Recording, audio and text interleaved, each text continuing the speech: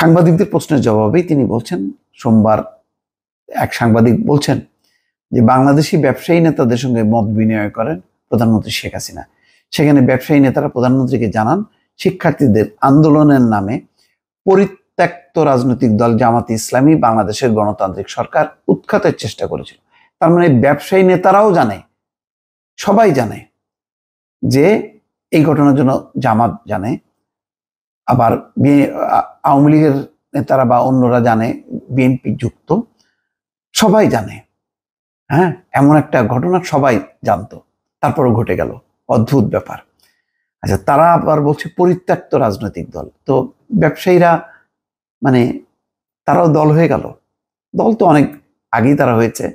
তো মানে এই ব্যবসায়ীদের বাইরেও যে অন্য ব্যবসায়ীরা আছে, এটা হয়তো মানে কখনোই আমলে আনা হবে না। এদেরকে ধরা হবে যে ব্যবসায়ীরা সাংবাদিকরা সবাই মিলে বলছে এটা ষড়যন্ত্র বিএনপি জামাতের।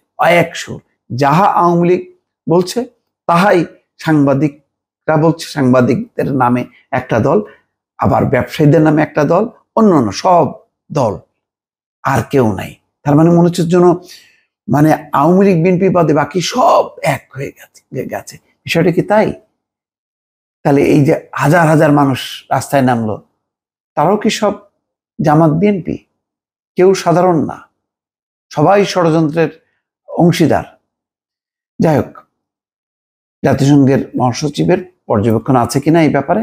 জাতিসংঘের মুখপাত্র বলছেন যে আমি মনে করি বাংলাদেশে যা ঘটেছে, আমরা যা দেখেছি, গণগ্রেপ্তার, হত্যাকাণ্ড, এসব ব্যাপারে আমরা আমাদের উদ্বেগ অত্যন্ত স্পষ্টভাবে প্রকাশ করেছি। মুখপাত্র বলছেন মানুষের শান্তিপূর্ণভাবে বিক্ষোভ করতে পারার বিষয়টি খুব গুরুত্বপূর্ণ, আর কর্তৃপক্ষের শান্তিপূর্ণ বিক্ষোভের অধিকারের নিশ্চয়তা দেওয়াটাও গুরুত্বপূর্ণ।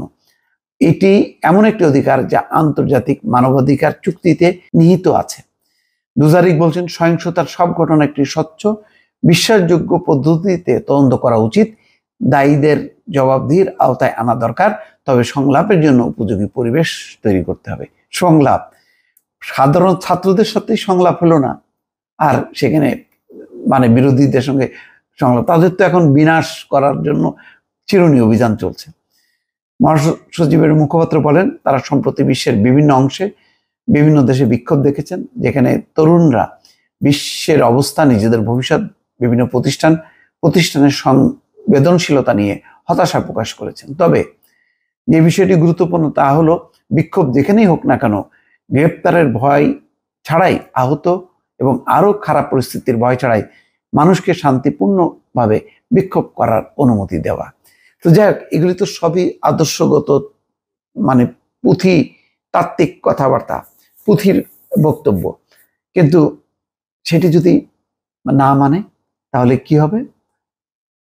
হবে?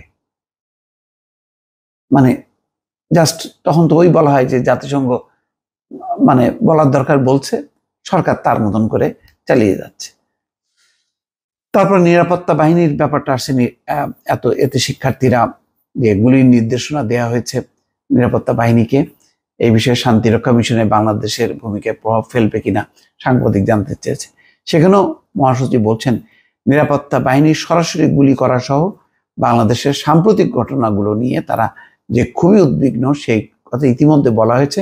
তারা এই উদ্বেগের কথা প্রকাশ্য বিবৃতির মাধ্যমে জানিয়েছেন, আমরা সরাসরি বাংলাদেশের কর্তৃপক্ষকেও জানানো হয়েছে। দেখা যাক, এখন সবই তো জানানো হলো, তারপর কি করা হলো সেটা হলো এখন দেখার বিষয়। দর্শক ভালো থাকবেন, আল্লাহ হাফেজ।